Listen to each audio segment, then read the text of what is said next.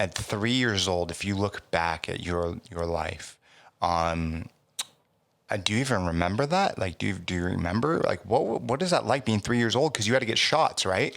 Yep, had to get shots and test my blood, and my parents had to do it, and they knew what was going on. But the only thing I remember about being diagnosed was that I was taken to a hospital and was held down and had to get blood drawn.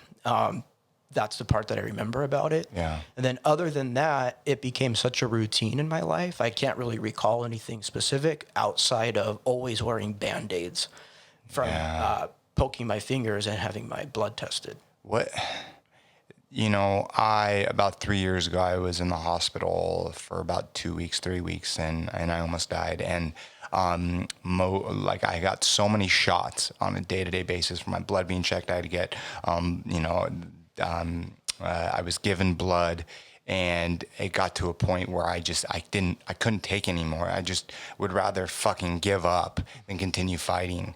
Being that young, your whole entire life, what the fuck is that like? Because I give, like I shared with you earlier, I give my cat 2 shots on a day-to-day basis, and he's a fucking champ, dude. He takes it, but I cannot imagine being 3, 4, 5, 6, 7 years old and going through that. What was that like? Okay, so I think a lot of it has to do with the, what is the word I'm looking for? Kind of the, sorry.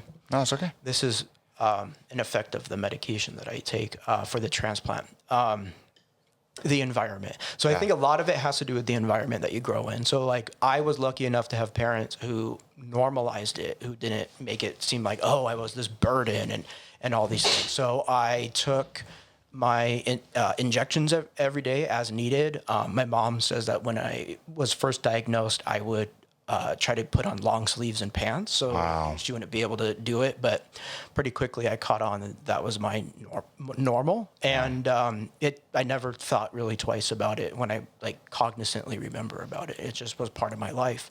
One of the things that would come up a lot was low blood sugars, because if you want to eat enough food at the time, you could only dose yourself with minimum amounts, and if you ate too much, your blood sugar would be high, and if you didn't eat enough, it would be low. So you kind of had to always catch up with eating for how much insulin you took. Yeah. And so I remember always being told I needed to eat because I didn't eat enough at the dinner, or throughout the day I was being too active, and then the only way to control that is with food. Yeah.